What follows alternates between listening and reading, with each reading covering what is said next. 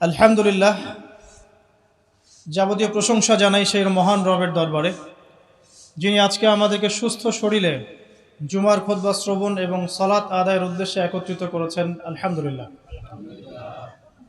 অগণিত অসংখ্য দরুদ এবং সালাত বর্ষিত হোক মহান আল্লাহ প্রেরিত সর্বশেষ এবং চূড়ান্ত নবী, মানবতার মুক্তির দূত মুহাম্মদুর রাসূলুল্লাহ সাল্লাল্লাহু আলাইহি ওয়াসাল্লামের প্রতি। আমরা খুব সংক্ষেপে একবার দরুদ পড়ি। আল্লাহুম্মা সাল্লি আলা মুহাম্মদ, আল্লাহুম্মা বারিক আলা মুহাম্মদ।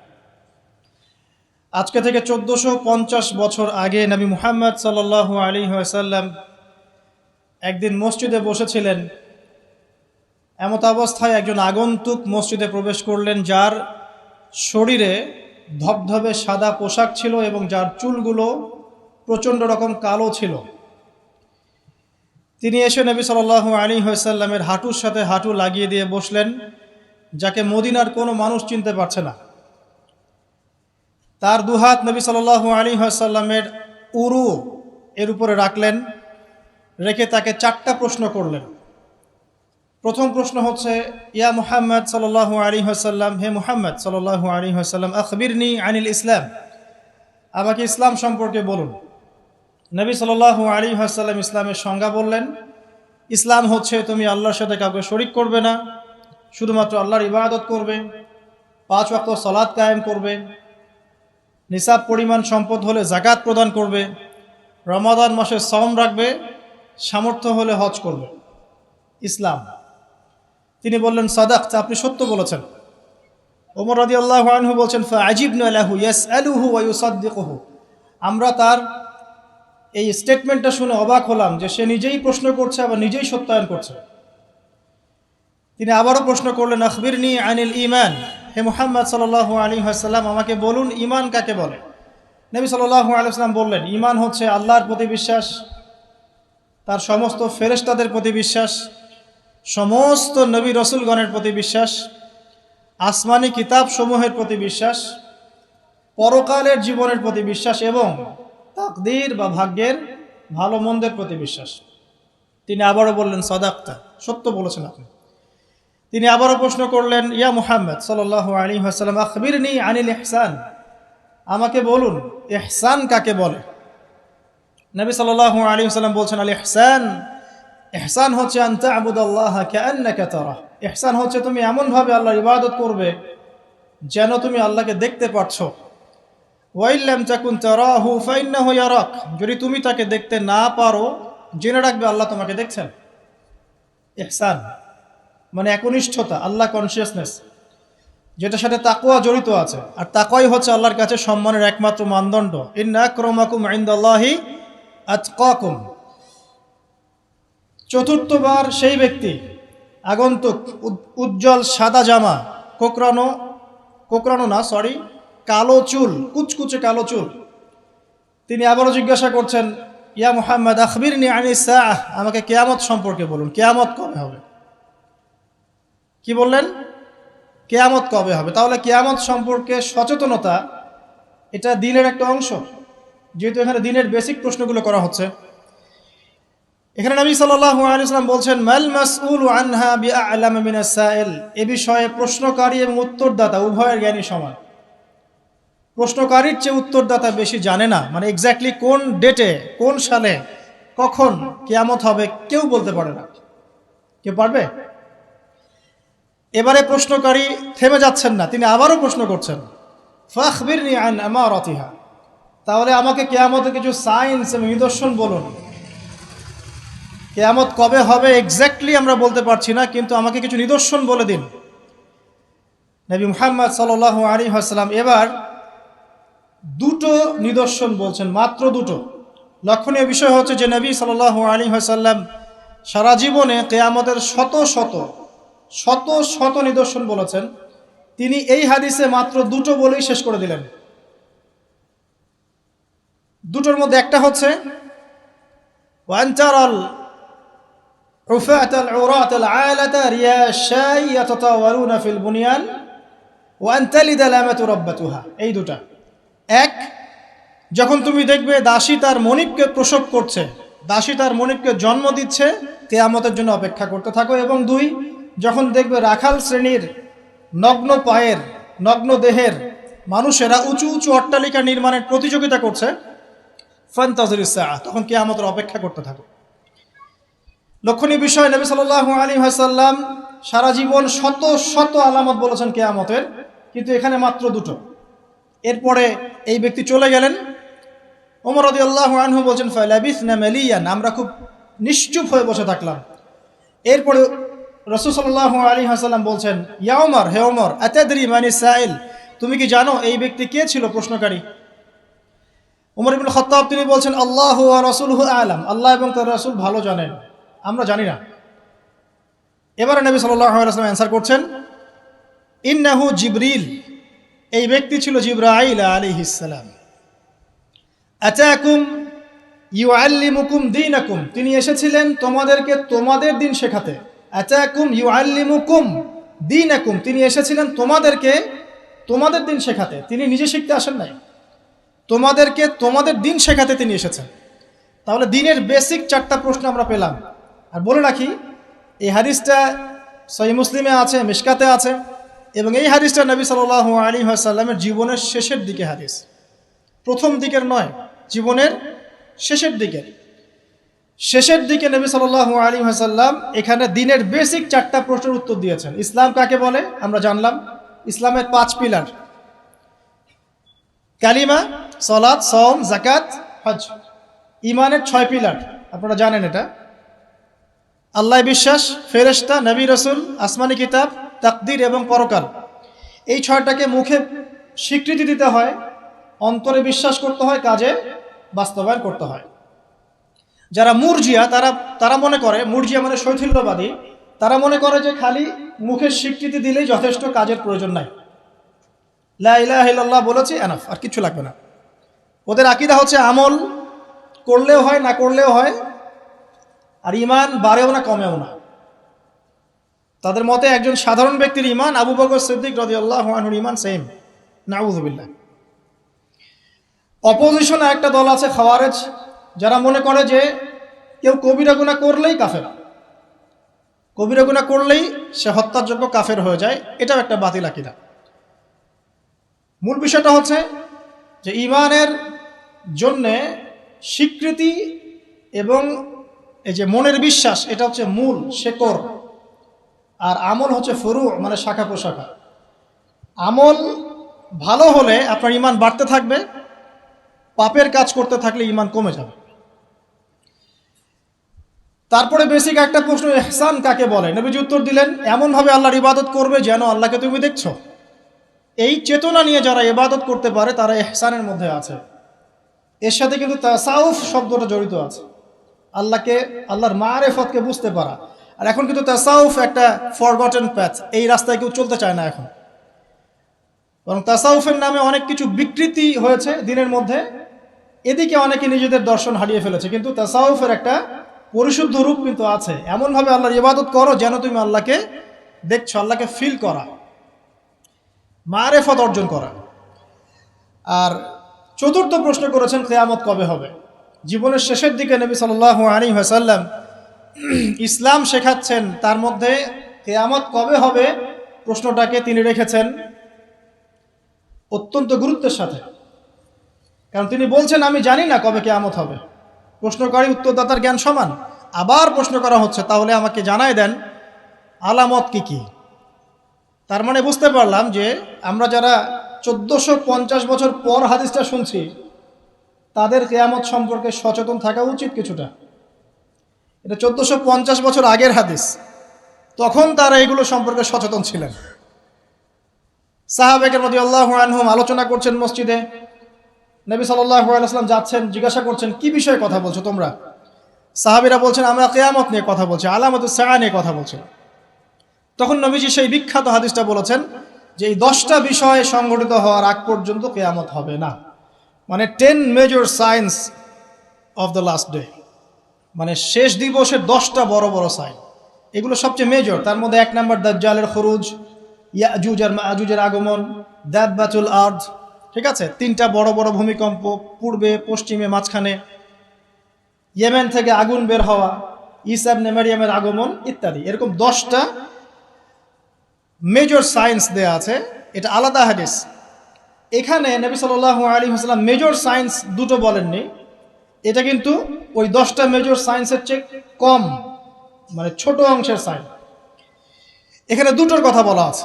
এক, যখন দাসী তার মনিবকে জন্ম দিবে, আরেকটা হচ্ছে সমাজের সবচেয়ে দরিদ্র শ্রেণীর মানুষেরা উঁচু উঁচু অট্টালিকা নির্মাণের প্রতিযোগিতা করবে। এখন আখিরুজ্জামান সম্পর্কে স্টাডি করতে গিয়ে, আপনিও যদি স্টাডি করেন, আর আখিরুজ্জামান সম্পর্কে স্টাডি করতে গেলে শুধুমাত্র কোরআন এবং হাদিসের নলেজটা যথেষ্ট নয়, এর সাথে অবশ্যই আপনাকে হিস্ট্রি জানতে হবে, ক্লাসিক্যাল হিস্ট্রি, ওয়ার্ল্ড হিস্ট্রি, পাশাপাশি ওয়ার্ল্ড অ্যাফেয়ার্স বুঝতে হবে, বিশ্বে কোথায় কি হচ্ছে, এবং অর্থনীতি জানতে হবে। এই তিনটা জ্ঞান খুব ইম্পর্টেন্ট।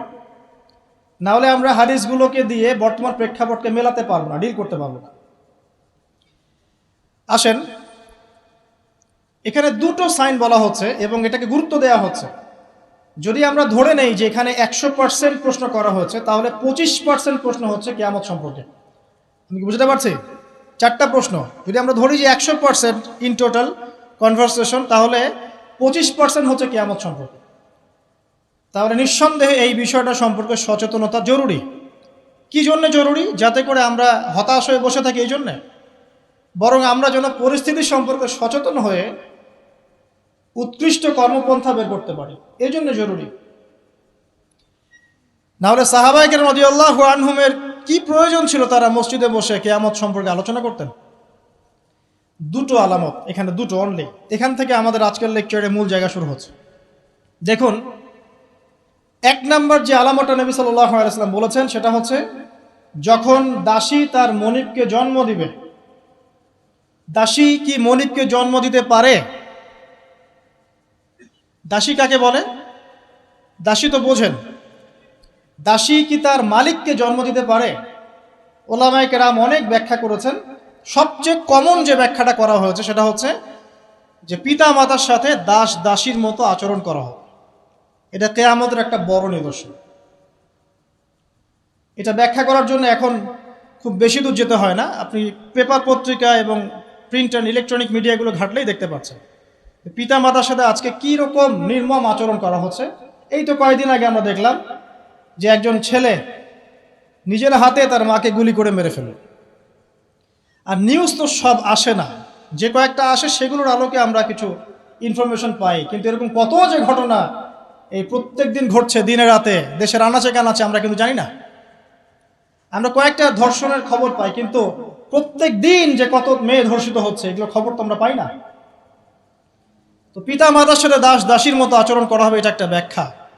এখন দেখুন, এই জামানায় এসে সম্পর্কের মূল্যগুলো যেন কমে গেছে। সম্পত্তির জন্য পিতা তার সন্তানকে বের করে দিচ্ছে, ত্যায্য করছে, আবার পুত্র পিতাকে হত্যা করছে, ছেলে মাকে হত্যা করছে, ভাই ভাইকে খুন করছে, বোন বোনে চুলাচুলি করছে, প্রতিবেশী প্রতিবেশী মারামারি কাটাকাটি করছে, নিজের ভাই বোন যুদ্ধে লিপ্ত হচ্ছে সম্পত্তির জন্য। এবং এই প্রতিটা বিষয়ে আলামত সাআহ, কিয়ামতের আলামত। একটা উত্তর আগে দিয়ে রাখি, এখানে যে 2টা আলামত বলা হয়েছে এর সাথে ওই 10টা আলামত ব্যতীত, কিয়ামতের ওই যে 10টা বড় বড় আলামত, এগুলো ব্যতীত বাকি আলামতের বেশিরভাগই মিলে যায় এবং এটা চেইনের মতো মিলে যায়। এটা বোঝার জন্য আপনার ইন্টেলেকচুয়াল একটা নলেজ দরকার। ইনশাআল্লাহ আল্লাহ পাক সেটা আপনাকে দান করবেন ইনশাআল্লাহ, যদি আপনি ওপেন মাইন্ডেড হন, সংকীর্ণ মন না হন। দেখুন, সামাজিক মূল্যবোধটা ভেঙে গেছে, আত্মীয়তার সম্পর্কগুলো এখন আগের মতো নাই। ইভেন প্রতিবেশী কে সেটা খোঁজ নেওয়ার প্রয়োজনে মানুষ মনে করে না। সামান্য রিজনে আমরা একে অপরকে খুন করতে দ্বিধা করছি না, ছিনতাই করতে, চুরি করতে, ডাকাতি করতে। মানে সামাজিক সম্পর্ক যেগুলো ছিল, একটা হৃদ্যতা ভালোবাসার বন্ধন, এটা কিন্তু আর নাই। খুব ভালো করে খেয়াল করে দেখেন, সামাজিক হৃদ্যতার বন্ধনটা আগের মতো নাই। এমনকি যারা দিন বোঝে, দিন ইসলাম বোঝে, তাদের মধ্যেও সম্পর্কগুলো দেখেন, তাদের ভিতরেও সম্পর্কের দৈন্যতা আছে। মুখে যতই ঐক্যের কথা বলুক না কেন, ভিতরে দেখবেন হিংসা, বিদ্বেষ, গীবত, তহমত, সমালোচনার অসুস্থ সংস্কৃতি লালন করছে। সম্পর্কের সেই আগের হৃদ্যতা, মাধুর্যগুলো এখন আর পাওয়া যায় না। এখানে বোঝানো হচ্ছে দাসী তার মনিবকে জন্ম দিবে, স্পেশালি পিতামাতার সাথে দাস দাসীর মতো আচরণ করা হবে। কত বড় বড় ডিগ্রিধারী মানুষের বাবা মা এখন বৃদ্ধাশ্রমে আছেন আপনি জানেন না, আমি জানি না। কেমব্রিজ, অক্সফোর্ড, হার্ভার্ড থেকে পড়ে এসেছে, এসে পিতামাতাকে বৃদ্ধাশ্রমে দিয়েছে। যে পিতার হাত ধরে সে হাঁটা শিখেছে, শেষ বয়সে ওই পিতার লাঠি সে হতে পারে নাই। যে মা প্রসব বেদনা সহ্য করে তাকে জন্ম দিয়েছে, সেই মায়ের বুকে গুলি চালাতে এখন সন্তানের হাত কাঁপছে না। কিয়ামতের আর কোন নিদর্শনের জন্য আমরা অপেক্ষা করে বসে আছি? যাক, ওদিকে গেলে অনেক লম্বা হয়ে যাবে। এবার আসেন, যদি দ্বিতীয় অর্থ নেই, আরেকটা অর্থ দেয়া হয়েছে, এটা ইন্টারপ্রিটেশন, ব্যাখ্যা, যে দাসী তার মনিবকে জন্ম দিবে মানে হচ্ছে সমাজের সত্য মিথ্যা, ন্যায় অন্যায়, ভালো মন্দের মানদণ্ডটা উল্টে যাবে। এবং এই ব্যাখ্যাটা আমার কাছে খুব পছন্দনীয় ব্যাখ্যা। আর দাসী মনিবকে জন্ম দিবে মানে উল্টা জিনিস হচ্ছে না এখানে। তার মানে সমাজের যে ন্যায় অন্যায়ের মানদণ্ড আছে, হক বাতিলের মানদণ্ড, এটা উল্টে যাবে। এবং এই হক বাতিলের মানদণ্ড প্রতিটা ক্ষেত্র থেকে উঠে গেছে। আপনাকে দেখাচ্ছি, মনে করেন আমরা ছোটবেলা থেকে 25-30 বছর পর্যন্ত পড়াশোনা করি। এখন জ্ঞান অর্জনের মানদণ্ড কি হবে? আল্লাহর সন্তুষ্টি অর্জন করা, আল্লাহর দিনকে শেখা, সেই দিন পালন করা, এর প্রচার করা, এর প্রতিষ্ঠা করা। ম্যাক্সিমাম আমাদের মধ্যে এখন পড়াশোনা করছে দুনিয়ার জন্য, অনলি ফর একটা চাকরি, একটা ব্যবসা, একটা ক্যারিয়ার, এতটুকু, একটা সার্টিফিকেট। তাহলে পড়াশোনার ক্ষেত্রে আপনার মানদণ্ড উল্টে গেছে। সত্য গ্রহণ করার ক্ষেত্রে আমরা মানদণ্ড কি রাখবো? যে আল্লাহ এবং তার রাসূল যা বলেছেন এটা সত্য, এর বাইরে সত্যের কোনো উৎস নাই। কিন্তু এখন আমাদের সত্য মিথ্যা গ্রহণের মানদণ্ড এমন, পশ্চিমারা যা বলবে ওটাই সত্য, ওটা কোরআন সুন্নাহর সাথে মিলুক চাই না মিলুক।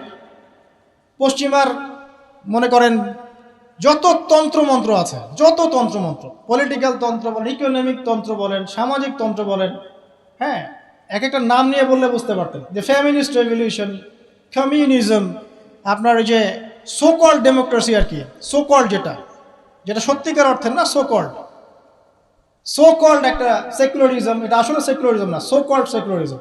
প্রতিটা মতবাদ পশ্চিম থেকে এখানে এসেছে। এবং এগুলোকে দিয়ে আমরা কোরআন হাদিসকে এখন যাচাই করা শুরু করেছি। কোরআন হাদিসকে দিয়ে এগুলোকে যাচাই করব এটা না, এগুলোকে দিয়ে কোরআন সুন্নাহকে যাচাই করে আমরা সত্য মিথ্যা গ্রহণ করছি। তাহলে দর্শন নেয়ার ক্ষেত্রেও কিন্তু আমরা সত্য মিথ্যার মানদণ্ড উল্টে দিয়েছি। দাসী মনিবকে জন্ম দিয়েছে এখানে, তাই না? দিন প্রচার ক্ষেত্রে, দিনের ক্ষেত্রে মুসলিম যারা আছে, আমাদের মধ্যে মানদণ্ড থাকবে এমন যে আমরা উদারপন্থী হব, আমরা দিন নিজেরা পালন করব, সহজ করে দিব, মানুষ পালন করবে, দিনের দাওয়াতি কাজ হবে, প্রসার হবে, ঐক্যবদ্ধ প্ল্যাটফর্ম থাকবে। দেখবেন সব উল্টে গেছে। ব্যক্তি জীবন থেকেই দিন বিদায় নিচ্ছে। বাইরে খালি দেখবেন হয়তো আমার এখানে লেবাসে দাড়ি টুপি আছে, ভিতরে গিয়ে দেখবেন যে আসলে আমার ব্যক্তি জীবনে, অর্থনৈতিক জীবনে, সামাজিক জীবনে ইসলাম নাই, পারিবারিক জীবনে নাই। তো মানদণ্ড উঠে যাচ্ছে। দেখবেন ঐক্যের মানদণ্ডের জায়গায় বিভক্তির মানদণ্ড নিয়েছি। তারপরে অর্থনৈতিক জীবনে যান, এখানে দেখেন মানদণ্ড দেখেন, মানুষ এখন হালাল হারামের যার্রা পরিমাণ পরোয়া করে না। অল্প কিছু মানুষ বাদ দিয়ে এই সব কিছুর বাইরে কিছু মানুষ আছে যারা একটু ব্যাকডেটেড, সেকেলে, যারা একটু মৌলবাদী টাইপের, এরা একটু অন্যভাবে চিন্তা করে আর কি। ম্যাক্সিমামই হালাল হারামের কোনো বাছবিচার নাই, সমানে সুদ খাচ্ছে আর ঘুষ খাচ্ছে, দুর্নীতি করছে, টাকা আত্মসাৎ করছে, মানুষের সম্পদ লুট করে খাচ্ছে, জমি লুট করে খাচ্ছে। এটা যে একটা পাপ, এই বোধটুকু পর্যন্ত গায়েব হয়ে গেছে। আমানত নিয়ে একটা হাদিস পড়ছিলাম গতকাল রাতে, নবী সাল্লাল্লাহু আলাইহি ওয়াসাল্লাম বলছেন এমন যুগ আসবে যে আমানত এই কলিজা থেকে উঠিয়ে নেওয়া হবে, শুধু একটা নোক্তার মতো ফোঁটা বাকি থাকবে। তারপরে আবার সে ব্যক্তি ঘুমাবে, আমানত উঠিয়ে নেওয়া হবে, থাকবে একটা ফোস্কার মতো। ফোস্কার ভিতরে যেমন পানি আর পুষ ছাড়া কিছুই থাকে না, তেমনি আমানতের একটা খালি শেল থাকবে। মানুষ বলবে ওই লোক বড় আমানতদার, কিন্তু ওর মধ্যে যার্রা পরিমাণ আমানতদারিতা থাকবে না। তো মানদণ্ড দেখেন, অর্থনৈতিক জীবনে আমাদের মানদণ্ড আর আগের মতো নাই। আমরা এখানে হালাল হারামের পরোয়া খুব কম মানুষই করি। যারা বলে যে সুদ খাওয়া হারাম, ঘুষ খাওয়া হারাম, দুর্নীতি করা হারাম, ইত্যাদি ইত্যাদি, উত্তর দেয় এগুলো ছাড়া আবার এই যুগে চলা যায়? সুদ না খেয়ে আবার এই যুগে চলা যায়? মানে মায়ের সাথে জেনা না করে এই যুগে চলা যায়? মেয়েদেরকে ধর্ষণ না করে যুগে চলা যায়? মানে 1 দিরহাম সুদ খেলে 36টা মেয়েকে ধর্ষণ করা হয়, বুখারী হাদিস আছে। আর আল্লাহ পাক কোরআনে কি বলছেন? যে কোরআন মাথায় তুলে আমরা রেখে দেই সুন্দর করে পরিষ্কার করে একদম আলমিরার উপরে, সেখানে আল্লাহ পাক বলছেন সুদ ছেড়ে দাও, যদি না ছাড়ো তাহলে আল্লাহ এবং তার রাসূলের সাথে যুদ্ধের ঘোষণা শুনে নাও। তো মানুষ এখন বলছে আল্লাহ এবং তার রাসূলের সাথে যুদ্ধ না করে থাকা যায়? এখন অর্থনৈতিক জীবনে সত্য মিথ্যার কোনো মানদণ্ড নাই। টাকা উপার্জনের ক্ষেত্রে আমরা হালাল হারামের যাররা পরিমাণ পরোয়া করছি না। দাড়ি টুপি রেখেও দেখবেন অনেক সময় আমরা এমন কিছু ব্যবসা শুরু করেছি যেখানে ধর্ম অনেক দূরের বিষয়। অনেকে ধরা পড়ছে এখন বিভিন্ন অভিযানে প্রশাসনে, দেখবেন দাড়ি টুপি পাগড়িওয়ালা। তো এরা কি ইসলাম বোঝে না? অন্যরা না হয় বোঝে না, এরাও কি ইসলাম বোঝে না? ধর্মকেও অনেক সময় ব্যবসা বানিয়েছি আমরা, ধর্মকেও অনেক সময় ব্যবসার হাতিয়ার বানিয়েছি আমরা। দেখবেন বহু এমন জায়গা আছে যেখানে ভণ্ডামি হচ্ছে, বেদাতি কাজকর্ম হচ্ছে, কুফরি হচ্ছে, শিরিক হচ্ছে, মানুষ লক্ষ লক্ষ টাকা ঢালছে ওখানে গিয়ে, গরু দিচ্ছে, ছাগল দিচ্ছে, কি করছে না করছে আপনারা আরো ভালো জানেন। তো হালাল হারামের কোনো পরোয়া আমরা ইকোনমিক লাইফে করছি না, আর পলিটিক্যাল লাইফে তো করার প্রশ্নই ওঠে না। কারণ এখানে এই বিশ্বে, বর্তমান বিশ্বে পলিটিক্স করতে হলে হালাল হারাম নির্ধারণ করবে পশ্চিমারা, ব্যাস, ফুল স্টপ। ওরা যেটা বলবে হালাল হালাল, ওরা যেটা বলবে হারাম হারাম, এর বাইরে কিচ্ছু নাই। আর এখন সারা বিশ্ব যারা শাসন করছে এরা বেশিরভাগই বদ মানুষ, এরা ফাসেক আর জালেম আর কাফের আর মুশরিক, বেশিরভাগই বিশ্ব যারা শাসন করছে তাদের কথা বলছে। যত বড় বড় বৈশ্বিক সংগঠনগুলো তৈরি করেছে এরা বেশিরভাগই বদ শ্রেণীর মানুষ। ভিতর থেকে ইন্টারনালি আমি বলবো দে আর জাস্ট লাইক বিস্ট, জানোয়ারের মতো। কোথায় কার মধ্যে যুদ্ধ বাঁধিয়ে দেওয়া যাবে, যুদ্ধ বাঁধিয়ে দিয়ে অস্ত্র বিক্রি করা যাবে, কোথায় ওই মনিটরি সিস্টেম দিয়ে মানুষকে ঋণের ফাঁদে ফেলা যাবে, সুদের ফাঁদে ফেলে একটা দেশকে দখল করে ফেলা যাবে, কোথায় কোন শান্তিপূর্ণ একটা মুসলিম কান্ট্রির মধ্যে জঙ্গি ইস্যু তৈরি করা যাবে, জঙ্গি ইস্যু তৈরি করে ওখানকার মানুষদেরকে ম্যাসাকার করা যাবে, সারা দিন এই কূটকৌশল চিন্তা করতে থাকে। বিশ্বের যত বড় বড় শয়তান আছে তারা ওই পশ্চিমা সভ্যতা থাকে এখন। আর ইবলিস তো অনেক আগে দায়িত্ব ছেড়ে দিয়েছে, জানেন? ইবলিস অনেক আগেই দায়িত্ব ছেড়ে দিয়েছে। যখন সে এরকম চেলাপেলা তৈরি করে ফেলেছে, এখন সে রিল্যাক্সড। আরও সে বসে ওর যে কুরসি আছে সমুদ্রের উপরে, সমুদ্রে ওর কুরসি এবং আরশ আছে, এটা জানেন নাকি? হয়তো জানেন না। সমুদ্রের উপরে ইবলিসের কুরসি আছে, আরশ আছে। ওটা কুরসি না, সম্ভবত আরশই বলা হয়। ইবলিসের সিংহাসন আর কি সমুদ্রের উপরে আছে, এটা হাদিসে এসেছে। ও ওখানে রিল্যাক্সে বসে থাকে এখন, কারণ তার কাজ তো মানুষই করছে এখন, ওর দরকার নাই তো। এমন এমন ওয়েপেন্স তৈরি করেছে যেটা পৃথিবীতে একবার পড়লেই মানব জাতি ধ্বংস হয়ে যাবে। একটা নিউক্লিয়ার ওয়ার যদি হয় বিশ্বে, তাহলে দেখবেন বিশ্বের প্রায় 500 থেকে 600 কোটি মানুষ না খেয়ে মারা যাবে। এটা ওদেরই রিপোর্ট। এটা লাগিয়ে দেওয়ার জন্য তারা উস্কাচ্ছে, একবার ইউক্রেনকে উস্কায় রাশিয়ার এগেনস্টে, একবার তাইওয়ানকে উস্কাচ্ছে চায়নার এগেনস্টে, একবার একে একবার ওকে। মানে পৃথিবীটাকে আর সুশৃঙ্খল রাখার কোনো উদ্দেশ্য নিয়ে তোদের নাই। আর মুসলিমদেরকে তো মানে এদেরকে তো ডিল করার কোনো প্রশ্নই ওঠে না। মানে মুসলিম যেখানে সেখানেই ডমিনেট করো। তো যারা এই জায়গায় আছে, সত্য মিথ্যা ন্যায় অন্যায়ের চূড়ান্ত মানদণ্ড যে আল্লাহর ওহী, এটা ওদেরকে কে বুঝাবে? সারা দিন আপনি এটা বলতে বলতে মাথা ঠোকরাতে ঠোকরাতে মারাও যদি যান, তারা কি মেনে নিবে? সত্য মিথ্যা ন্যায় অন্যায় হক বাতিলের চূড়ান্ত মানদণ্ড হচ্ছে আল্লাহর ওহী, মানবে? ওই সভ্যতাকে আমরা ফলো করি এবং ওদের সব কিছু আমরা অনুকরণ করছি। দাসী তার মনিবকে অনেক আগেই জন্ম দিয়েছে, ন্যায়ের মানদণ্ড উল্টে গেছে এখন। আর বেশি বলতে যাচ্ছি না, আরেকটা ব্যাখ্যায় আসেন। আরেকটা ব্যাখ্যা আছে যে সত্যি সত্যি দাসী মনিবকে জন্ম দিতে পারে,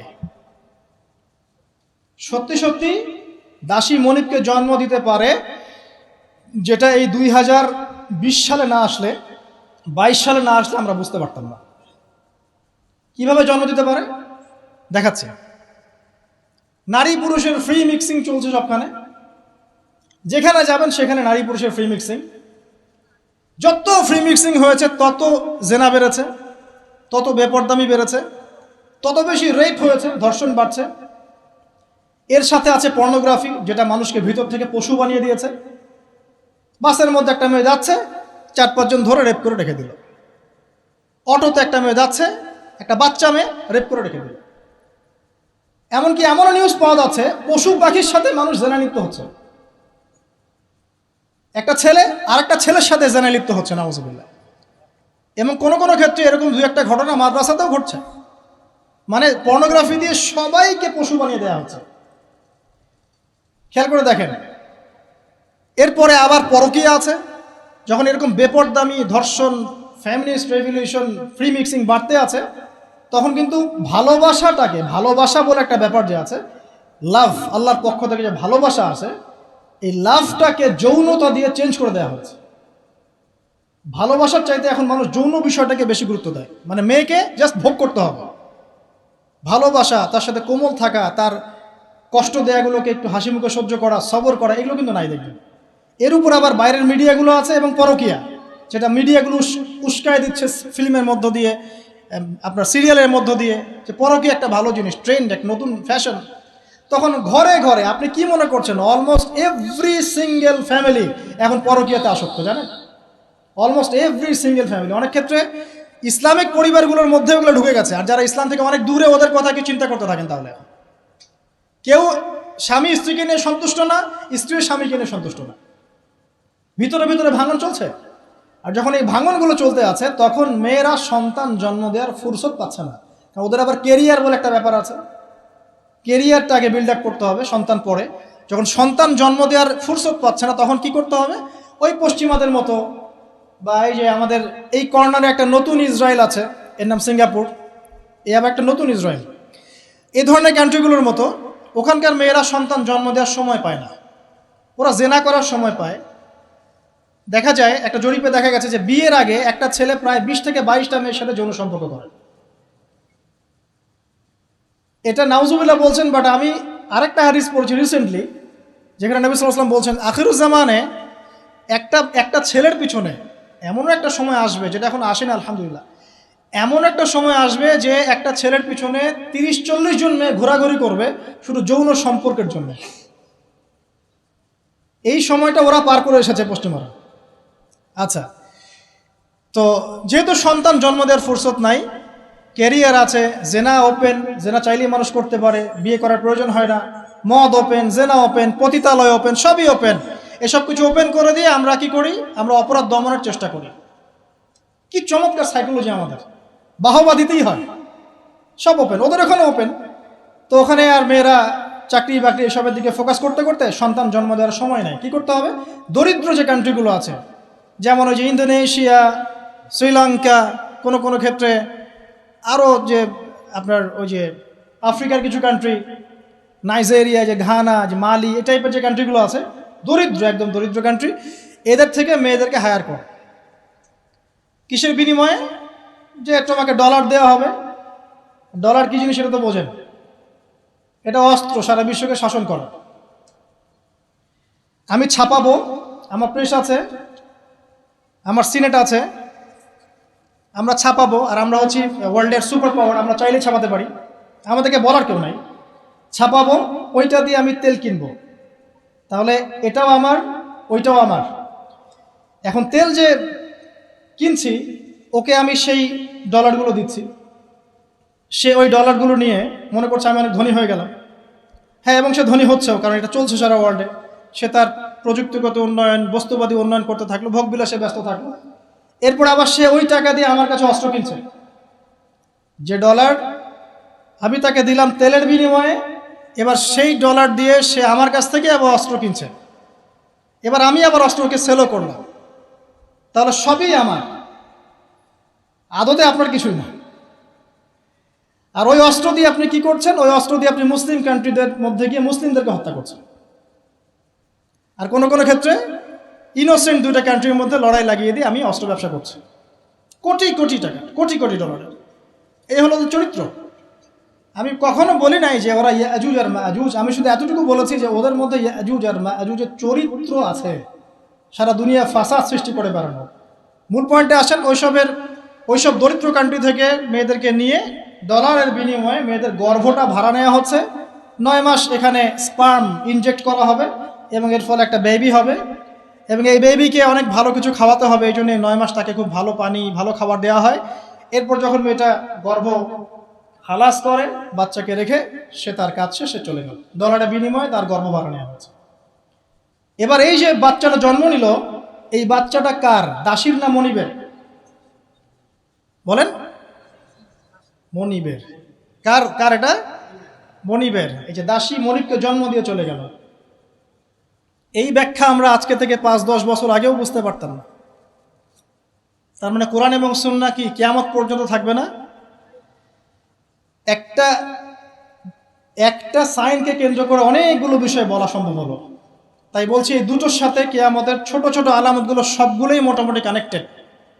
2 নম্বরে আসেন, নবী সাল্লাল্লাহু আলাইহি ওয়াসাল্লাম বললেন, ওয়া আনতারাল হুফাতাল উরাতাল আলাতা রিয়াশা ইয়াতাতাওয়ালুনা ফিল বুনিয়ান। যখন তুমি দেখবে, কয়েকটা বিশেষণ বলেছেন, সমাজের সবচেয়ে নিম্ন শ্রেণীর রাখাল শ্রেণীর, খালি পায়ের খালি গায়ের, মানে নগ্ন দেহ নগ্ন পা রাখাল শ্রেণীর মানুষ, তারা উঁচু উঁচু অট্টালিকা নির্মাণের প্রতিযোগিতা করবে। বিষয়টা কি স্বাভাবিক?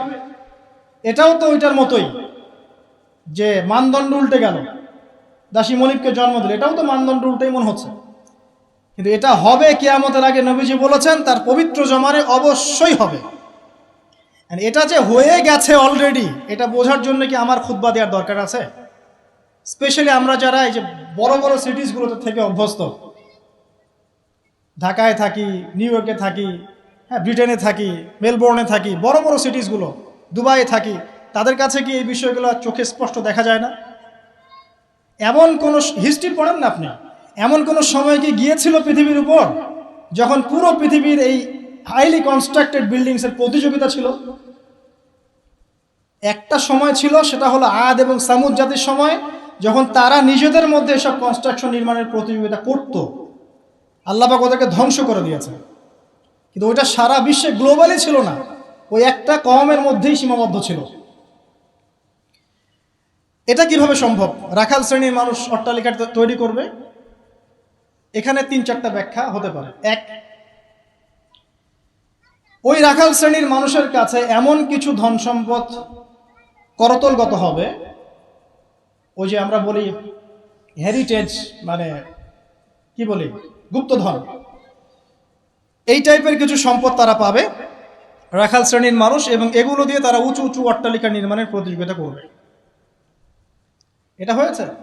একসময় যাদের খাবার টাকা ছিল না, পায়ে স্যান্ডেল ছিল না, গায়ে জামা ছিল না, আল্লাহ পাক ব্ল্যাক গোল্ড দিয়ে দিয়েছেন, অয়েল, ব্যাস সেল করো আর অট্টালিকা নির্মাণ করো, সেল করো আর অট্টালিকা নির্মাণ করো। হয়েছে না এটা মিডল ইস্টে, মধ্যপ্রাচ্য, এটা বাস্তব সাক্ষী। 2, হতে পারে ব্যাখ্যা এমন যে এমন কোন অর্থনৈতিক উৎস সারা বিশ্বে চালু করা হবে যার মধ্য দিয়ে নিতান্ত দরিদ্র মানুষেরা অট্টালিকা তৈরি করার সুযোগ পাবে। সেটা কি? সেটা হচ্ছে বর্তমান সভ্যতার রিবা এবং সুদভিত্তিক এই মনিটারি সিস্টেম। এই সুদভিত্তিক মনিটারি সিস্টেম এবং ব্যাংকিং সিস্টেমের মাধ্যমেই সম্ভব রাখালের অট্টালিকা নির্মাণ করা। সে গিয়ে বলবে আমি, আমার জমি আছে, বা আমি জমি চাই, আমার ফ্ল্যাট দরকার, এটা দরকার, ওটা দরকার। কি করতে হবে? লোন দিতে হবে। ওকে লোন নাও, 1 কোটি টাকা নাও, তোমাকে 10 বছর সময় দিচ্ছি, 10 বছর পর তোমাকে 1,50,00,000 দিতে হবে। সে মনে করবে হ্যাঁ কোনো সমস্যা নেই, 10 বছর টাইম দেওয়া হয়েছে, একটু না হয় বেশি দিলাম চার্জ, বাট আমি তো আমার স্বপ্ন পূরণ করছি। অথচ সে বুঝতে পারলো না, সে মায়ের সাথে জিনা করলো, যে খেলো সেও জিনা করলো, যে খাওয়ালো সেও জিনা করলো, যে সাক্ষী থাকলো সেও করলো, যে লিখে রাখলো সেও করলো। এর ফলশ্রুতিতে এলিট সোসাইটির খুব একটা সমস্যা হয়নি। এই রিবার মূল পরিণতিটা হচ্ছে যে দরিদ্র মানুষরা দিন দিন দারিদ্রতার অতল তলে যেটা থাকবে। খুব এলিট সোসাইটি যারা, ওদের খুব একটা সমস্যা হবে না। এটাই রিবা। যারা রিবাকে ফর্ম করেছে সারা বিশ্বে, ওই সভ্যতার কিন্তু খুব একটা ক্ষতি হচ্ছে না।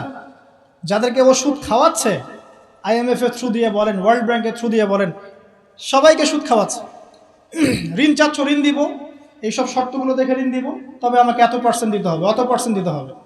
এখন এই পার্সেন্টেজের টাকাটা কত টাকা, এই টাকাটা কি আমাদেরকে দিতে হবে না? অতএব এখানে সুদ আমরা খাচ্ছি, খেতে হচ্ছে। সারা ওয়ার্ল্ড এভাবে চলছে। এখন আপনি কি ওয়ার্ল্ডের বাইরে যেতে পারবেন? পারবেন না। তো সারা বিশ্বে এভাবে এই সুদভিত্তিক মনিটারি সিস্টেমের মধ্য দিয়ে দরিদ্র শ্রেণীর মানুষকে উঁচু উঁচু অট্টালিকা নির্মাণের সুযোগ করে দেওয়া হয়েছে। সংক্ষেপে বললাম। আরেকটা ব্যাখ্যা হতে পারে, এবং আমার কাছে এই ব্যাখ্যাটা খুব ভালো লাগে, সেটা হলো দুর্নীতি এবং করাপশনের মধ্য দিয়ে কালো টাকা অর্জন করে সেই টাকা দিয়ে দরিদ্র রাখাল শ্রেণীর মানুষ উঁচু উঁচু অট্টালিকা নির্মাণ করবে। এটার জাজল্যমান প্রমাণ এখনকার যত মুসলিম কান্ট্রি আছে সবগুলো মুসলিম কান্ট্রি করাপশনের মধ্য দিয়ে, কালো টাকার মধ্য দিয়ে, জুলুমের মধ্য দিয়ে, মানুষের টাকা আত্মসাতের মধ্য দিয়ে, সরকারি মাল আত্মসাতের মধ্য দিয়ে কোটি কোটি টাকার মালিক হয়েছে কালো টাকা সব, এবং এটা একটা বড় অংশ পাচারও করা হয়ে গেছে। তো তিনটা ব্যাখ্যায় মিলাতে পারবেন আপনি কিভাবে একজন রাখাল শ্রেণীর মানুষ উঁচু উঁচু অট্টালিকা নির্মাণ করতে পারে।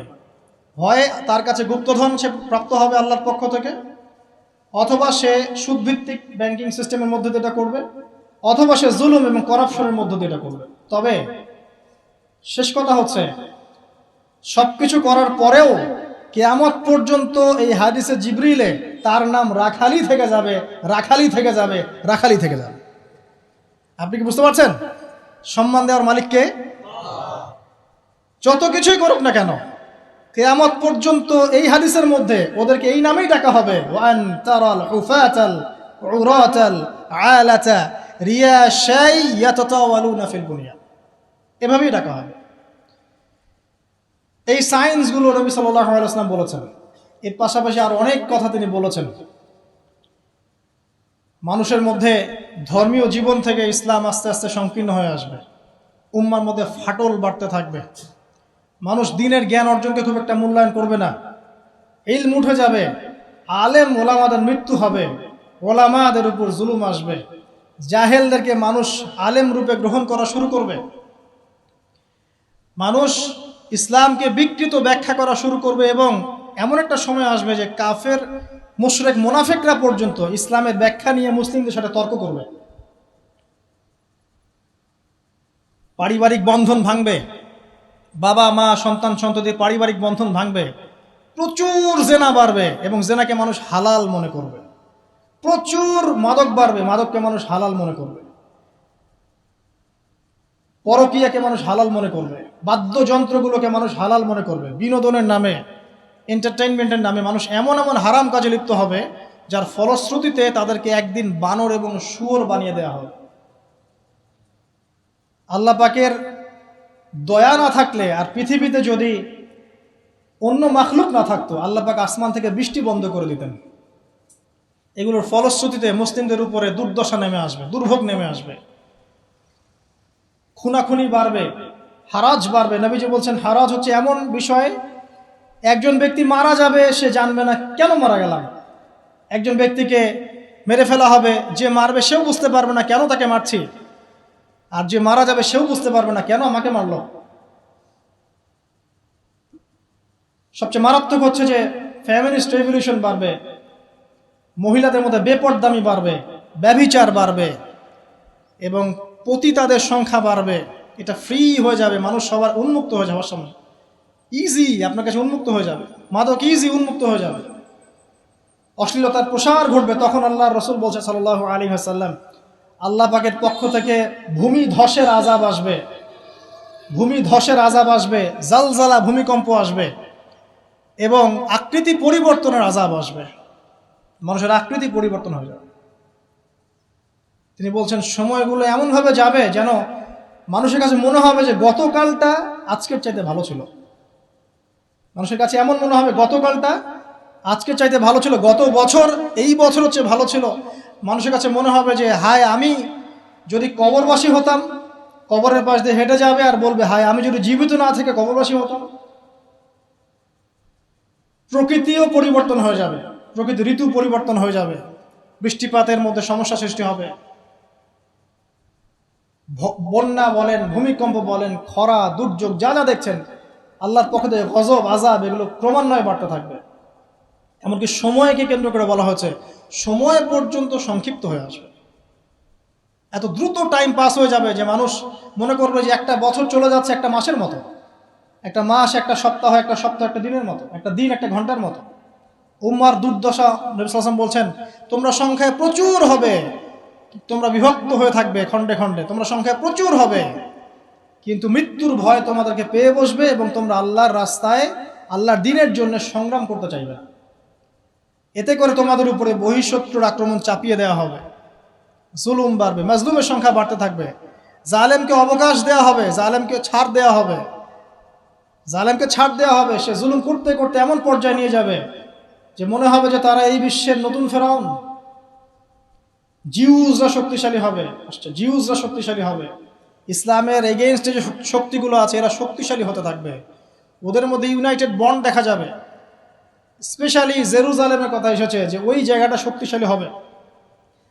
শাম এবং ইরাকের মাঝখানের যে পয়েন্টের কথা আসছে, এই জায়গায় ইসরায়েল নামক রাষ্ট্রের অস্তিত্ব তখন ছিল না যখন নবী সাল্লাল্লাহু আলাইহি ওয়াসাল্লাম এই হাদিস বর্ণনা করেছেন। এ তো কয়দিন আগে অস্তিত্ব লাভ করলো, আর হাদিস বর্ণনা করা আছে 1400 বছর আগে। জিউস আসবে, মাসিহুদ দাজ্জাল ইস্পাহান নামক জায়গার কথা আছে, এখান থেকে সে খুরুজ হবে, তার খুরুজ মানে আত্মপ্রকাশ, কিন্তু সে রুল করবে জিউসদেরকে দ্বারা। এবং জিউসরা এখন কোথায় শক্তিশালী এটা আপনারাই চিন্তা করে দেখেন, সারা ওয়ার্ল্ডে তারা কি করছে। তো ছোট ছোট যত আলামতগুলো আছে এগুলোকে যদি আপনি একত্রিত করেন, এই দুইটা আলামতের সাথে মেলাতে পারবেন। দাসী মনিবকে জন্ম দিচ্ছে, আর সমাজের সবচেয়ে নিম্ন শ্রেণীর মানুষ অট্টালিকা নির্মাণের প্রতিযোগিতা করছে। বাকি যে বড় বড় সায়েন্সগুলো আছে সেগুলো এখনো আসে নাই, আর আমরা চাই না আসলে যে আমাদের জীবদ্দশায় ওগুলো আমাদের সামনে আসুক। কেউই চাইবো না যে আমরা দাজ্জালকে দেখি, দাজ্জাল আত্মপ্রকাশ করুক, ইয়াজুজ আর মাজুজ ধেয়ে আসুক, ভূমিকম্প হতে থাক বড় বড়। আমরা চাইবো না যে ইয়েমেন থেকে আগুন বের হয়ে আসুক, আমরা সেখানে থাকি। তো সামনে কি? আমরা যখন বলি যে কিয়ামত নিকটবর্তী, তার মানে এই না যে কালকে কিয়ামত হবে। মূলত এই বিষয়টা বোঝানো হয় যে কিয়ামতের সাইন্সগুলোর নিদর্শনগুলো একটা একটা একটা একটা করে এমনভাবে আবির্ভূত হয়েছে যেন পুঁথি থেকে মালা ছিঁড়ে ছিঁড়ে পড়লে যত দ্রুত আবির্ভূত হয়, এভাবে এসেছে। বিগত 100 বছরে এমনভাবে এটা আবির্ভূত হয়েছে যেটা আপনি বিগত আগের সময়গুলোতে কল্পনা করতে পারবেন না। যেমন ফেমিনিস্ট রেভলিউশন, যেমন জিউসদের উত্থান, যেমন জায়নিস্ট মুভমেন্ট, যেমন পেট্রোডলার মনিটরিং সিস্টেম, যেমন সারা বিশ্বে মুসলিমদের উপর ম্যাসাকার জুলুম এবং দ্বীনের সংকীর্ণতা, এই জিনিসগুলো লাস্ট 100 বছরের বেশি এসেছে। আমরা জানি এর আগেও এগুলো এসেছে আবার ঠিক হয়েছে, বাট 2000 বছর পর জেরুজালেমে ইহুদি রাষ্ট্র গঠিত হয়েছে, এটা আগে হয়নি কখনো। এবং এরাই তারা যারা মাসিহুদ দাজ্জালের সাথে এই বিশ্ব শাসনও করবে এবং ওর সাথেই তারা ঈসা ইবনে মারইয়ামের হাতে মারাও পড়বে ইনশাআল্লাহ। সামনে মালহামা আছে, আর কি আছে? মহাযুদ্ধ আছে, জেরুজালেমের উত্থান আছে, জিউসদের উত্থান আছে, দাজ্জালের শাসন আছে, ইমামুল মাহদির আগমন আছে, তার হাতে মুসলিমদের বিজয় আছে, ঈসা ইবনে মারইয়ামের আগমন আছে, তার হাতে দাজ্জালের নিহত হওয়ার ঘটনা বাকি আছে, ঈসা ইবনে মারইয়ামের হাতে জেরুজালেম থেকে ওয়ার্ল্ড ওয়াইড ইসলামিক শাসন এখনো বাকি আছে, ইয়াজুজ আর মাজুজের আগমন বাকি আছে এবং ওদের ধ্বংস বাকি আছে। এরপরে পুরো বিশ্বে ইসলামের শান্তির সুবাতাস বয়ে যাওয়াটা বাকি আছে। তারপরে আলামতুস সাআ, পশ্চিম দিক থেকে সূর্য ওঠাটা বাকি আছে। তারপরে ইনশাআল্লাহ তাআলা এত দ্রুত কিয়ামত হবে, নবীজি বলছেন একজন ব্যক্তি আরেকজন ব্যক্তির সাথে কাপড় নিয়ে ব্যবসা করতে বসবে, কাপড় খুলে দেখাবে, গোটানোর আগেই কিয়ামত শেষ। একজন ব্যক্তি উটের দুধ দহন করবে, দুধ পান করার আগে কিয়ামত শেষ। তারপরে তিনি ইনস্ট্যান্ট বুঝাতে এই শব্দ ব্যবহার করছেন, এক গ্লাস পানি খাওয়ার জন্য গ্লাসটা উপরে নিবে, পানি ঢোক গেলার আগেই কিয়ামত শেষ। এত দ্রুত এই পুরো মহাবিশ্ব ম্যাসাগাড়ি ব্লাস্ট হয়ে যাবে। আমরা ওই দৃশ্য দেখতে চাই না। তাহলে এখন এই যে সামাজিক অরাজকতাগুলো চলছে, কিয়ামতের নিদর্শনগুলো চলছে, এগুলো সব কি আল্লাহর দেয়া গজব, নাকি আমাদেরও কোনো ভূমিকা আছে? আল্লাহ পাকের মুখ থেকেই শোনেন। আল্লাহ পাক বলছেন সূরা রুমের মধ্যে, আল্লাহ পাক বলছেন যহরাল ফাসাদু ফিল বাররি ওয়াল বাহরি বিমা কাসাবাত আইদিন নাস, জলের স্থলে যত বিপর্যয় ছড়িয়ে পড়েছে এগুলো মানুষের হাতের কামাই। ঢাকা শহরে একটা মেয়ে রিকশায় করে যাচ্ছে তার বয়ফ্রেন্ডের সাথে, তারপরে সে আর বাসায় ফিরল না, মা হাউমাউ করে কাঁদছে। মা হাউমাউ করে কাছে মেয়েকে আর খুঁজে পাওয়া গেল না, ধরে নেওয়া হচ্ছে মেয়েটা নাই, নিখোঁজ, হয়তো তার রেপ হয়েছে বা ডেড হয়েছে। আর মা স্টেটমেন্ট দিচ্ছে সাংবাদিককে যে আমি ছেলেটাকে বললাম তুমি যদি মেয়েকে ভালোই বেসে থাকো তাহলে মেয়েকে বাসায় পৌঁছে দিলে না কেন? এই মায়ের কাছ থেকে আপনি কেমন সন্তান আশা করছেন? সে তার মেয়ের অবৈধ বয়ফ্রেন্ডকে সে বলছে তুমি যদি মেয়েকে ভালোই বেসে থাকো তাহলে মেয়েটাকে একা একা রিক্সা ছেড়ে দিলে কেন, বাসায় পৌঁছে দিতে পারলাম না? কি বলবো বলেন? পরিণতি সবকিছু আল্লাহ পাকের পক্ষ থেকে আসে, এটা তো সত্যই, কিন্তু আল্লাহ রাব্বুল আলামিন কখনো কখনো আমাদেরকে আমাদের পাপের শাস্তি দুনিয়াতেই দিয়ে থাকে। যেমন কর্ম করেছে তেমন ফল ভোগ করতে হবে তো। সুদ খেয়েছেন, এখন দারিদ্রতা বরণ করতে হবে তো। ধর্ম নিয়ে বাড়াবাড়ি করেছেন, উম্মার ঐক্য তো নষ্ট হবেই। আমি যখন দুর্নীতি করছি আমাকে একদিন ধরা পড়তেই হবে। আমি চুরি করেছি আমাকে তো পিটুনি খেতেই হবে। আমি ডাকাতি করছি আমাকে তো পিটুনি খেতেই হবে। আমি রেপ করেছি আমাকে শাস্তি পেতেই হবে। একটা মেয়ে কয়েকটা ছেলের সাথে অ্যাফেয়ার, কয়েকজন মিলে প্ল্যান করলো যে তাকে শিক্ষা দিবে, তাকে সারপ্রাইজ দেওয়ার কথা বলে একজন বয়ফ্রেন্ড তাকে ডেকে নিল, নির্মমভাবে তাকে হত্যা করলো। 3 জন মিলে লাশ ফেলে দিয়ে চলে গেছে। 3 জন মিলে করেছে না একাই করেছে সেটা প্রশাসন খুঁজে বের করবেন। আমরা অনলাইনে দেখছি যে মেয়েটা ডেড, এবং সেটা রংপুর এরিয়ার ঘটনা, ঢাকা শহরের কথা না। রংপুর তো অনেক দূরের জায়গা, ওটাকে আমরা গ্রামই মনে করি নাকি ঢাকার হিসাবে। দেখেন কর্মের ফল নয় কি এগুলো? মদ খাচ্ছেন দেদারসে, তাহলে আপনাকে তো সারা জীবন একটা ব্যাধি ভোগ করতেই হবে। আপনি তো ক্যান্সার হবেই, আপনার বড় বড় রোগ তো হবেই। আল্লাহর দিনকে বাদ দিয়ে আপনি অনৈতিক দর্শনের চর্চা করছেন, আপনাকে তো ফল ভোগ করতেই হবে। তো আল্লাহ পাক এটাই বলছেন, জহরুল ফাসাদু ফিল বাররি ওয়াল বাহরি, জলে স্থলে যত বিপর্যয় এগুলোর বেশিরভাগই মানুষের হাতের কামাই। পরিবেশ দূষিত করেছি আমরা, পুরো বিশ্বের পলিটিক্যাল সিস্টেম ধ্বংস করে দিয়েছি আমরা, ইকোনমিক সিস্টেমে সুদ দিয়ে দিয়েছি আমরা, ব্যক্তি জীবন থেকে দিনকে বিদায় করছি আমরা। আর দিনের কথা যারা বলছে টুকটাক টুটা ফোটা, এদেরকে আমরা বিভিন্ন সাম্প্রদায়িক ট্যাগ লাগিয়ে বয়কট করে দিয়েছি। যাও নাকের তেল দিয়ে ঘুমাও, দুনিয়াটা আমাদের, পরকাল তোমাদের, তোমরা পরকাল নিয়ে থাকো, দুনিয়া আমাদের। শুনে রাখো তোমরা, এই দুনিয়াও মুসলিমদের হতে যাচ্ছে অতি শীঘ্র ইনশাআল্লাহ। কত বছর এভাবে চলবে? 100, 200, 300, 400, 500, কিন্তু ইমামুল মাহদির আগমন সত্য, ঈসা ইবনে মারইয়ামের আগমন সত্য। ঈসা ইবনে মারইয়ামের হাতে সারা বিশ্বে সুশাসন কায়েম হবে, এটা ওই রকম সত্য যেমন সূর্য পূর্ব দিক থেকে ওঠে পশ্চিমে ডুবে যায়। আর এখন যা চলছে সারা ওয়ার্ল্ড ওয়াইড যা চলছে, এটা এমনই মিথ্যা, এমনই মরিচিকার মতো মিথ্যা, যেমন ওই যে ইব্রাহিম আলাইহিস সালাম বলেছিলেন তুমি যদি রব হয়ে থাকো সূর্যকে পশ্চিম দিক থেকে উদিত করে দেখাও। তোমরা একটা মিথ্যা সানরাইজ দেখাচ্ছ সারা বিশ্বকে, এটা সানরাইজ নয়। সত্যিকারের সানরাইজ দেখাবেন ঈসা ইবনে মারইয়াম আলাইহিস সালাম ইনশাআল্লাহ তাআলা। তো সামনে এগুলো আছে। এখন এই যে পরিণতিগুলো হচ্ছে এগুলো আমাদের পাপের ফল। এখন আমাদের কি করণীয় আছে? প্রথমত আমরা আগে নিজেকে নিয়ে ভাবি যে আমরা এসেছি একা, আমরা যাব একা। বিশ্ব বাদ দেন, পলিটিক্স বাদ দেন, অর্থনীতি বাদ দেন, বড় বড় শব্দ বাদ দেন, আগে নিজের কাছে আসে যে আমি নিজে ভাই পৃথিবীতে আসছি একা, আমাকে যাইতে হবে একা। এবং আমি যাব সাদা কাফন পরে কালো কবরে, তাই নয় কি? কালো নিকশ কালো কবরে আমি সাদা কাফন পরে যাব, তাই না? তাই আমি একটা কথা বলি শোনেন, যখন অন্ধকার, ঘুটঘুটে অন্ধকার নিকশ কালো কবরের মধ্যে সাদা কাফন পরে মানুষ যাবে, তখন সাদা সাদা আর কালা কালা গানের আসল মর্ম উপলব্ধি করতে পারবে। মানে ভাই আসেন কেন? যখন সাদা কাফন পরে অন্ধকার নিকশ কালো অন্ধকার কবরে মানুষ যাবে না, ওই মোমেন্ট যখন মুনকার এবং নেকিরের সাথে দেখা হবে, নাকিরের সাথে মালাকুল মউতের সাথে সাক্ষাৎ হবে, তার আগে লাশ নিয়ে যাবে আর সে বলবে কোথায় নিয়ে যাচ্ছ আমাকে, কোথায় নিয়ে যাচ্ছ? ভয়ে আটকে উঠবে। মালাকুল মউতের চেহারা দেখেই ভয়ে আটকে উঠবে। সারা জীবন তো দিনের পরোয়া করে নাই, নামাজ কালামের তো খবর নাই, ইসলামকে 5 পয়সা মূল্যায়ন করে না, এবং ইসলামকে ধ্বংস করার জন্যে, মুসলিম সমাজের মধ্যে অশ্লীলতা ছড়িয়ে দেওয়ার জন্যে এই কাজগুলো করে বেড়াচ্ছে।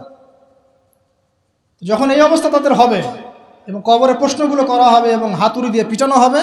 70 গজ মাটির নিচে যখন আত্মা যাবে সিজ্জিনে, তখন বুঝে আসবে কোনটা সাদা ছিল আর কোনটা কালা ছিল।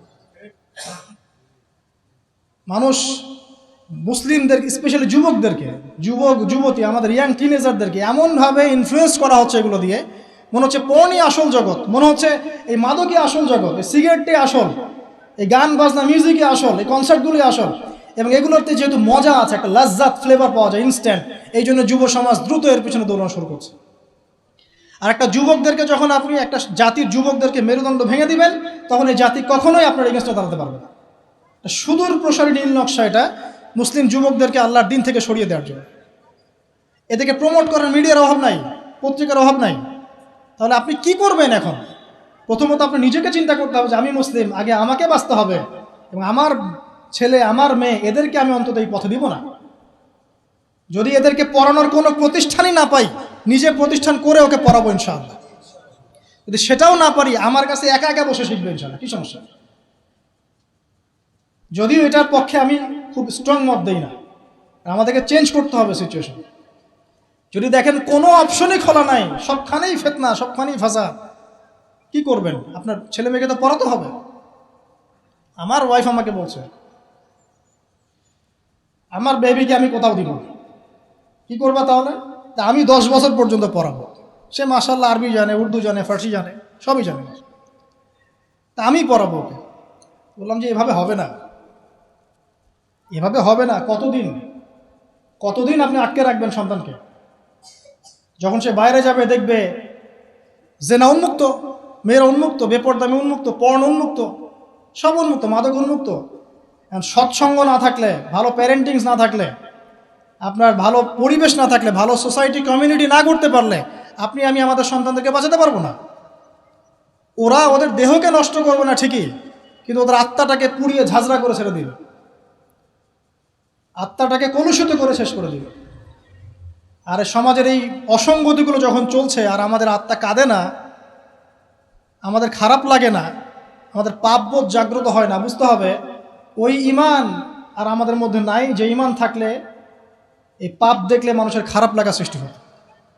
একজন আলেম বলেছেন, যখন দেখবেন বাসায় কোরআনের উপর ধুলা পড়ে গেছে, তখন বুঝে নেবেন যে আপনার কলবেও ধুলা পড়েছে। কি করব?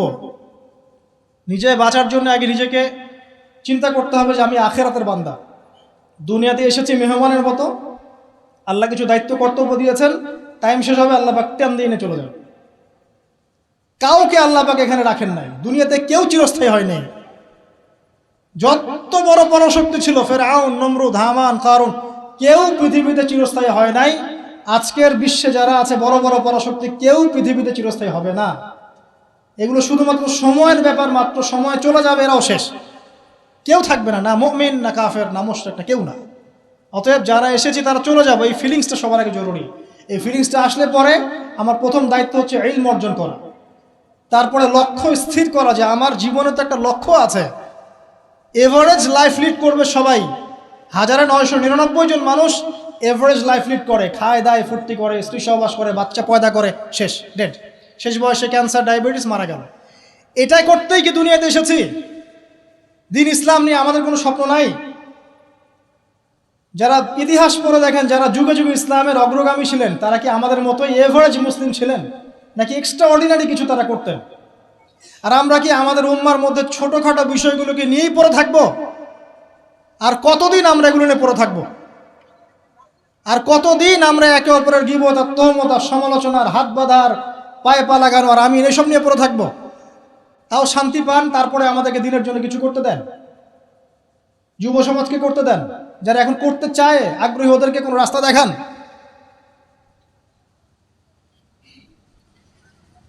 লক্ষ্য স্থির করতে হবে এবং কনস্ট্রাকটিভ কাজ করতে হবে।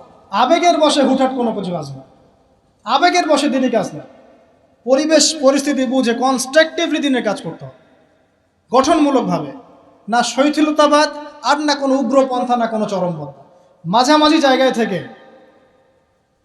জায়গায় থেকে হক বাতিলের পার্থক্য বুঝে পরিবেশ, সমাজ, দেশ, বিশ্বের পরিস্থিতি উপলব্ধি করে যখন যে ইনিশিয়েটিভ নেওয়া প্রয়োজন, সেভাবে কনস্ট্রাকটিভলি উম্মাকে এগিয়ে নিতে হবে। তার প্রথম শুরুটাই হবে জ্ঞান অর্জন দিয়ে। জ্ঞান অর্জন নাই, কিচ্ছু নাই। তারপর হচ্ছে আমল দিয়ে। জ্ঞান আছে, এবার আমল করতে হবে। যারা আমল করে না, প্র্যাকটিসিং মুসলিম না, এদের দ্বারা আল্লাহর উম্মার খেদমত নেবেন না। তাহলে বড় বড় কথা বলতে হবে না, আমল করে দেখাতে হবে।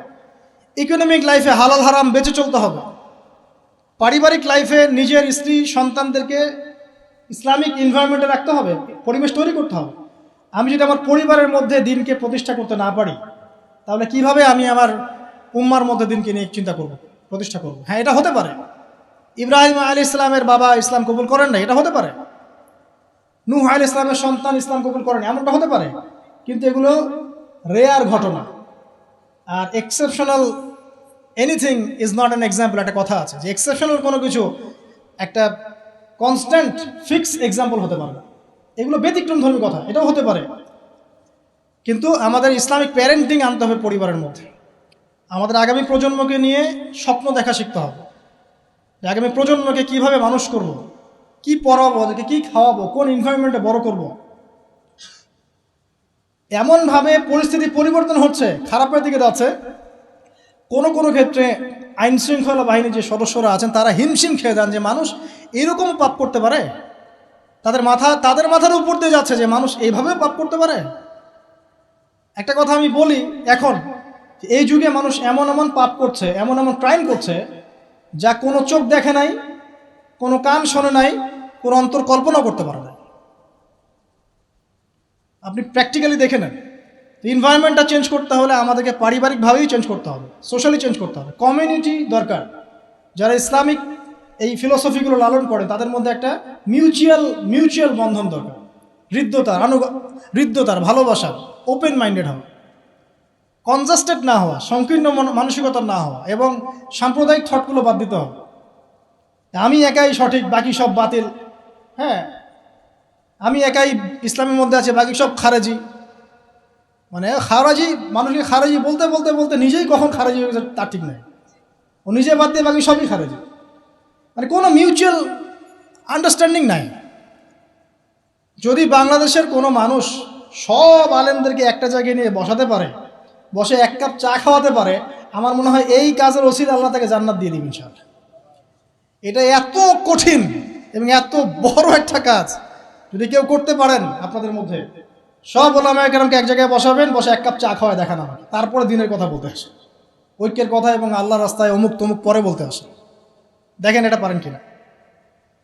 তো স্বপ্ন দেখা শিখতে হবে পরবর্তী প্রজন্মকে নিয়ে, আমাদেরকে নিয়ে। আর লম্বা করছি না, ইকোনমিক লাইফটাকে হালাল হারামে মেনে চলতে হবে। যে যেখানে থাকবো, আমরা যদি গভর্নমেন্ট জব করি, বেসরকারি জব করি, বা কৃষিকাজের ক্ষেত্রে কাজ করি, বিজনেস করি, অনেস্টির পরিচয় দেওয়া দরকার। আগে একজন ভালো মানুষ হই, তারপরে ভালো মুসলিমের দিকে আসেন। আগে মানুষ তো হন, একজন ভালো মানুষ তো হই, একজন ভালো মানুষের মন লালন করি। এরপরে ইনশাআল্লাহ তাআলা দিনের যে জ্ঞান আপনি অর্জন করেছেন, আমল করেছেন, আপনি এখন পরিবার গড়েছেন, আলহামদুলিল্লাহ, হালাল হারাম মেনে চলছেন, ইসলামের দাওয়াত আপনি প্রচার করতে শুরু করেন। এবং সেটা মধ্যম পন্থায়, উগ্র পন্থায় না, শৈথিলতাবাদ প্রদর্শন করেও না। পলিটিক্যালি যারা আছে তাদের সাথে কোনো কনফ্লিক্টে যাবেন না, মানে রাষ্ট্রবিরোধী কোনো বিদ্রোহের দিকে কখনো যাবেন না। এতে কোনো কল্যাণ দেখা যায় না। যারা এই কথাগুলো বলে শুনতে খুব চটকদার মনে হয়, কিন্তু বাস্তবতা এমন নয়। বরং এতে রাষ্ট্রের ক্ষতি, জাতির ক্ষতি, উম্মার ক্ষতি হইবে। যতটুকু কাজ করার ফ্রি একটা অ্যাক্সেস আছে, এটাও দেখবেন কনজাস্টেড হয়ে বন্ধ হয়ে পড়ে আছে। অতএব এইসব উদ্ভট ফিলোসফির দিকে যাওয়ার প্রয়োজন নাই। বরং যারাই থাক, উত্তম নসিহত করেন, ভালো নসিহত করেন, ভুল হলে সংশোধন করে দেন গঠনমূলকভাবে। এরপরেও যদি না কথা শুনে, আলহামদুলিল্লাহ, ছেড়ে দেন। ফাযাক্কিরিন্না মা আনতা মুযাক্কির লাস্তা আলাইহিম বিমুসাইতির। খালি উপদেশ দেন, আপনি উপদেশদাতা, আপনি তাদের প্রতি দারোগা নন। যার যার কর্মফল শেষে ভোগ করবে। আল্লাহ পাক বলছে, ওয়ালা নুযীকান্নাহুম মিনাল আযাবিল আদনা দুনা আযাবিল আকবার। যখন এরকম অন্যায়, অত্যাচার, পাপাচার চলতে থাকবে, আল্লাহ পাক বলছেন, তখন আমার পক্ষ থেকে আমি বড় আযাবের আগে, পরকালের বড় শাস্তির আগে দুনিয়াতে ছোট ছোট আযাব পাঠাতে থাকবো। আল্লাহ তো বলেছেন পাঠাবেন, রিল্যাক্স থাকেন। ইনশাআল্লাহ তাআলা কনস্ট্রাকটিভলি এই কাজগুলো করতে পারলে আশা করা যায় একদিনে ফল পাওয়া কখনোই যাবে না। আমাদের নবীজি 23 বছর লেগেছে, আস্তে আস্তে ইনশাআল্লাহ তাআলা আমরা না হোক আমাদের পরের জেনারেশন, তারা না হোক তারপরের জেনারেশন, তারা না হোক তারপরের জেনারেশন, একটা জেনারেশন আসবে পৃথিবীর বুকে, নিশ্চিত থাকেন, যারা ইনশাআল্লাহ আজ্জা ওয়া জাল এই দুনিয়া থেকে সমস্ত জুলুমের শেকড় উপড়ে ফেলে দিবেন।